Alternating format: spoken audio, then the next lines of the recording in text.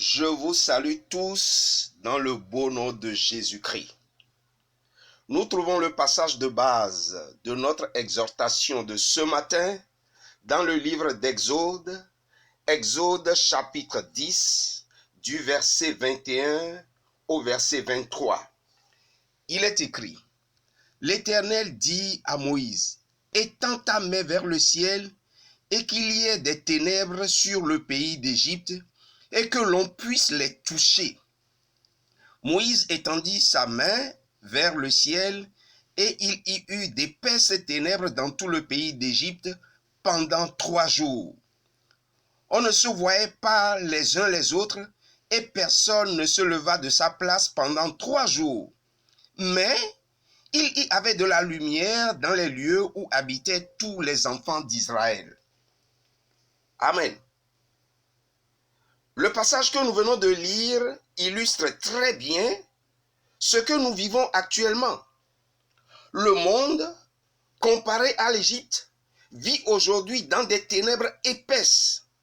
L'homme ne sait plus faire la différence entre le bien et le mal. Son intelligence est obscurcie. Quand nous suivons la radio ou la télé, les meurtres et les assassinats font partie des faits divers. La violence est banalisée. Les guerres, les massacres et les dominations sont légitimées. L'homosexualité, l'adultère, l'impudicité et autres dérèglements de comportement sexuel sont légalisés. Les pratiques idolâtres, sectaires, occultes se font en plein jour et sans gêne. L'injustice et l'enrichissement illicite sont devenus la norme d'une société aisée. On peut se poser quand même une question. Qu'est devenu l'homme que Dieu a créé à son image? Que Dieu a créé à sa ressemblance? Qu'est-ce qui se passe? Pourquoi préfère-t-il les ténèbres à la lumière? Lisons dans Jean chapitre 3 du verset 16 au verset 19. Il est écrit: Car Dieu a tant aimé le monde qu'il a donné son Fils unique, afin que quiconque croit en lui ne périsse point, mais qu'il ait la vie éternelle. Dieu, en effet, n'a pas envoyé son Fils dans le monde pour qu'il juge le monde, mais pour que le monde soit sauvé par lui.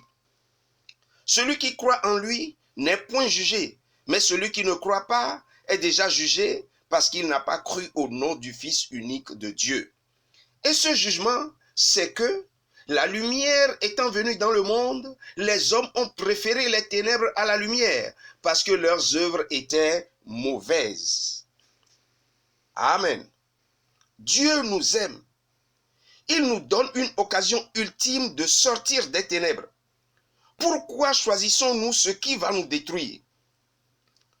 Reconnaissons que l'homme a exclu Dieu de ses projets, il a perdu ses repères et il a sombré dans l'obscurantisme.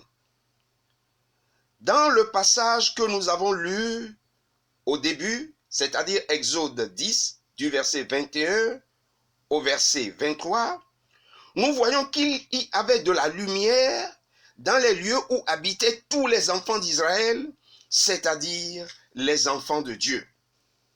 Donc, nous qui avons donné notre vie à Jésus-Christ, nous ne sommes plus dans les ténèbres. La parole de Dieu nous éclaire. Dieu a renouvelé notre intelligence pour vivre selon sa volonté. Ne nous décourageons pas, même si nous sommes sujets à des moqueries et à des railleries de la part des impies. Nous devons nous éloigner de ces choses honteuses qui se font dans ce monde des ténèbres. Puisque nous sommes éclairés, menons une vie qui honore Dieu et qui attire les autres, selon Matthieu chapitre 5, verset 16, où il est écrit: Que votre lumière luise ainsi devant les hommes, afin qu'ils voient vos bonnes œuvres et qu'ils glorifient votre Père qui est dans les cieux. Amen. Mon frère, ma sœur, tiens bon.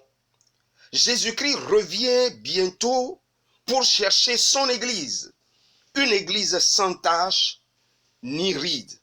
Alors les impies connaîtront leur jugement. Pour terminer, toi qui écoutes ce message ce matin, Dieu te donne la possibilité de quitter les ténèbres de ce monde pour passer à sa lumière en acceptant aujourd'hui même son Fils unique Jésus-Christ comme Seigneur et Sauveur personnel. Merci de faire le bon choix. Que Dieu bénisse sa parole et qu'il vous bénisse également. À très bientôt. Amen.